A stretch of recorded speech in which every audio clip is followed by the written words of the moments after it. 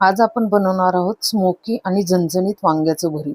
इथे वांगी घ्यायची 3, त्याला चिरा पाडून घ्यायच्यात सगळीकडनं, म्हणजे वांग चांगलं भाजलं जातं आणि काही किडे किंवा खराब वांग असेल तेही कळतं। त्यानंतर तेल लावून घ्यायचं, गॅसवर जाळी ठेवायची, जाळीवर हे भाजून घ्यायचं सगळीकडनं व्यवस्थित।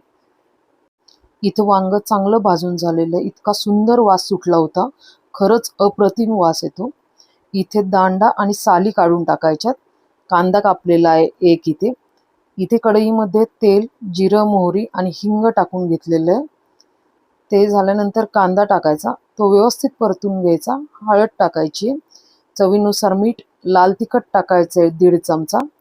त्यानंतर कांदा लसूण मसाला टाकायचा झणझणीत होण्यासाठी, तुम्ही कमी प्रमाणातही टाकू शकता। आणि हे स्मॅश केलेलं वांग घ्यायचं, ते टाकलेलं एक 5 ते 7 मिनिटं ठेवायचं। झालेलं आहे आपलं